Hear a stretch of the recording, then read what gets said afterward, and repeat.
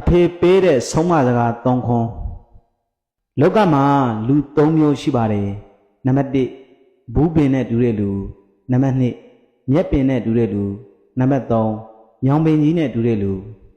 ဒီစကားဟာကျွန်တော်အဖေကျွန်တော်ကိုဆုံးမခဲ့တဲ့စကားတွေပါ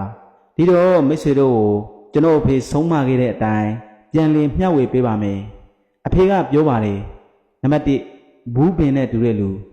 ဘူးပင်တွေကိုကြည်စံသားငယ်ဒီကောင်တွေကအမြင့်ရောက်မှအတီးတင်တာအတီးတီးဖို့စင်ပေးရတယ်စင်မရှိရင်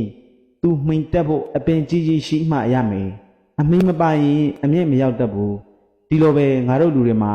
ဘူးပင်နဲ့တူတဲ့လူတချို့ရှိတယ်ကို့အစွန်းအစမရှိဘူးမိဘတွေရဲ့ပိတ်ဆန်တဲ့လူစွာလုပ်နေကြတဲ့လူတွေမိဘတွေမရှိတဲ့အခါသူတို့ကိုထောက်ပံ့ပေးမဲ့တစုံတစ်ယောက်မရှိတဲ့အခါသူတို့ဘဝပြတ်သွားကြတယ်အမိခိုးမရှိရင်မရှင်သန်တတ်ကြဘူးငါသားငယ်ဘဝမှာဘူးပင်လိုလူမျိုးဘယ်တော့မှမဖြစ်စေနဲ့ဘသူကမှကိုဘေးနာကထာဝရမရှိနိုင်ဘူးအဖေတို့လေငါသားငယ်ကိုတနေ့ကျထားသွားရအောင်မယ်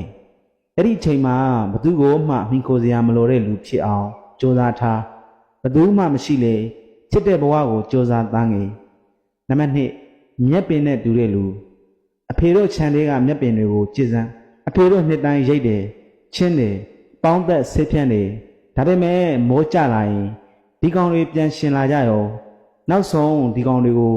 လိတ်ရှင်းရတဲ့အဖေတို့သာမောသွားကြတယ်ဒီကောင်တွေကအေးစေးဒီလိုပဲတန်းငယ်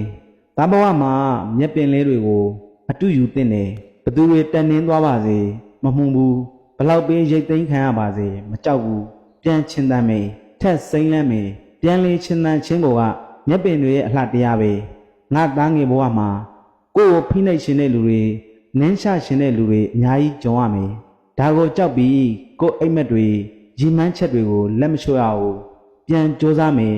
အစ်စ်ကပြန်စမယ်အစကပြန်လောက်ရမယ်ဘလောက်ပဲဖိရှခံရပါစေပြန်လေချင်နိုင်ရမယ်ဆိုတဲ့စိတ်ကိုထစ်ထားနောက်ဆုံးငါသားကိုနင်းရှင်တဲ့လူတွေဟာမိုးပန်းသွားကြလိမ့်မယ်ကိုဟာစိန်လန်းစေချင်းတန်ကြီးထွားစေမြက်ပင်လေးပေါ့နံပါတ်3ညောင်ပင်ကြီးနဲ့တူတဲ့လူငါသားဘဝမှာညောင်ပင်ကြီးလိုနေထိုင်ရမယ်အမြင့်မှာလေတိတ်တာခံရမယ်နေပူတန်ခံရတယ်ဒါပေမဲ့ तू လေးကြမသွားဘူး तू အရိပ်မှာခွန်နာသူတွေကိုအရိပ်ပေးတယ်ငှက်ကလေးတွေကိုခိုးလုံရအင်္ဂလိပ်ပေးတယ်ငါသားနံပါတ်1ကိုရောက်ဖို့ကမခက်ခဲဘူးဉာဏ်နဲ့လုံးလဝိရိယပေါင်းဆက်လိုက်ရင်ထိတ်ဆုံးကိုရောက်လာမှာပဲဒါပေမဲ့ထိတ်ဆုံးမှာရက်တီဖို့ကအရန်ခက်ခဲတယ်ကိုယ့်ကိုတိုက်ခိုက်ကြမယ်နာမည်ဖြတ်ရှင်ကြမယ်အောက်ခြေကနေရိတ်ရှိုးရှင်ကြမယ်အပင်မြင့်လေလေတိုက်လေပေါ့ငါသားရဲ့ဒါပေမဲ့